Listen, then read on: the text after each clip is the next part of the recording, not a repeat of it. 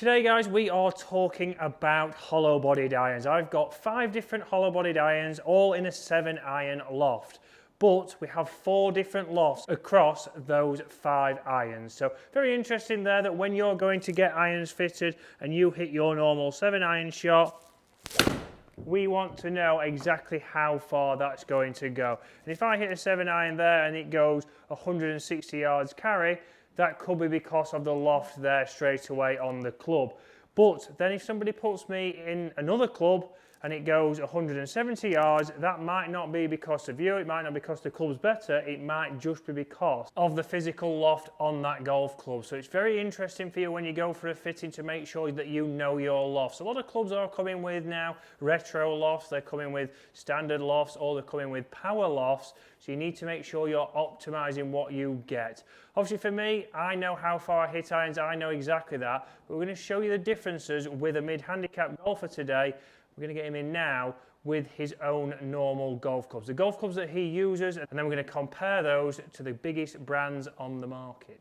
So Dave's in here now. Obviously he's got his current irons, his Tacomo 101Ts, which he went for these because there's less offset. He also went for these because they're not as stronger lofted. So interested in here, obviously this is a 32-degree 7-iron. It's the highest lofted that we have. And we can see straight away Dave knows what to expect from his shots.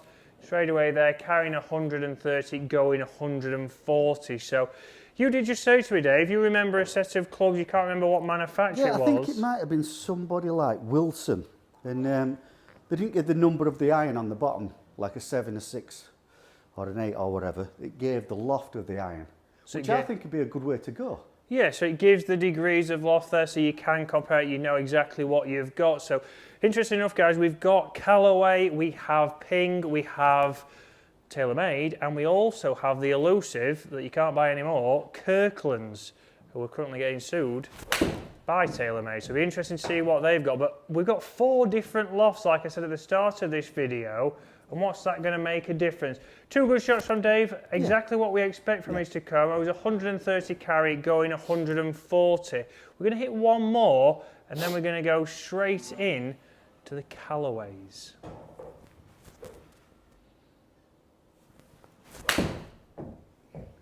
Bit left, but a bit of a step through, but distance-wise, extremely consistent like we've seen on the golf course. So Callaways, we're going to go for the Ai Smoke, guys, so we are sticking with a hollow body design. Here we have got this set a little bit flatter to help Dave with the lefts, but interesting enough here, the loft on this club drops down to 28 degrees, so 4 degrees difference there. Are we going to see a difference in flight? Obviously, are we going to see a big difference in distance? Because you could say this is basically one club stronger. Straight away there from Dave, not his best strike. Not the best, but let's hit another one here. Obviously down behind the balls, it certainly looks stronger, Dave. It does a bit, and it seems a bit more offset as well. A little bit more offset, so interesting there. This is obviously, when you're looking at these kind of clubs, obviously hollow bodied, a lot of them do have a little bit more offset potentially. So if you're somebody who loses the ball to the right, they could be great for you. But if you like Dave and lose it left, maybe they aren't. Shot, though. So there, a little bit further, so 133, 3 yards, maybe 2 yards further. Yeah. So not much in it, so very interesting there, obviously. Pretty similar strike, Dave. Yeah, not quite as high as the highest one that I did with me. No, and this is where you've got to think, what kind of irons do you need to help you lower your scores? Obviously, if you're getting a higher landing angle, you might be able to hold the green a little bit more, and that's exactly what we're trying to do with Dave. Dave's ball flight was too low, and that's the reason why I went towards maybe lesser lofted or the weaker lofts on the Tacomos to help encourage a higher ball flight and get a landing angle. And again, if you're somebody who maybe hits it too high, these could be the perfect club.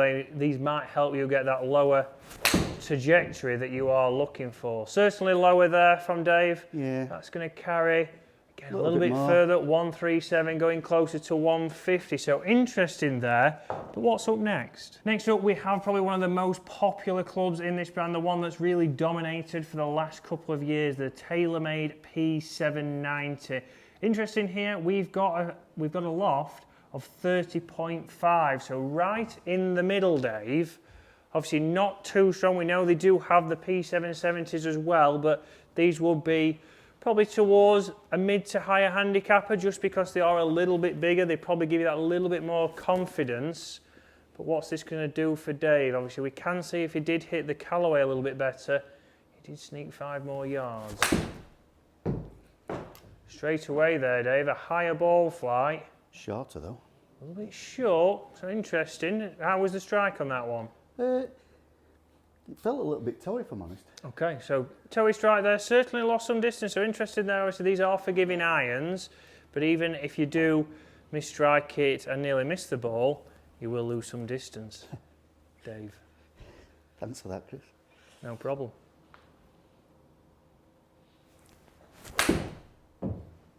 Okay, so a little bit of offset on these where we can see. Yeah, there is, you can see it. We can see Dave turning it over, 121 there, so not going as far here. So that wasn't a bad strike from Dave, but a little bit down. And this is where obviously it's all about the shaft in the head. Have you got it the right swing weight?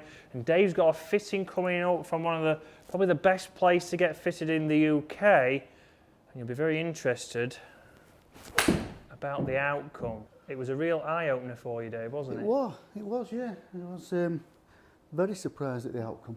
Right, let's go to the next. So now we go to the Ping i525. So a club that's been on the range for Ping for a couple of years now. There is rumours of a new version of this coming out potentially this year, but same loft, 30.5, Dave. So again, right in the middle there, not the weakest loft, not the strongest loft, the same kind of look. But which one are we preferring? Obviously, it's all down to personal preference. Are you a Callaway person? Are you a TaylorMade guy? Are you a Ping person? That's the big question.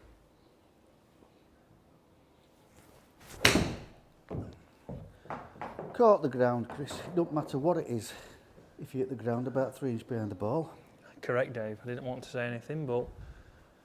Like So guys, the reason we're in here today is unfortunately golf courses again closed. We will be putting these to the test out on the golf course over the year with other irons that you can comment below. What do you want to see us test? Is it Shrixons? Is it Wilsons? You want to get those involved in this discussion? That sounded again just a little bit before.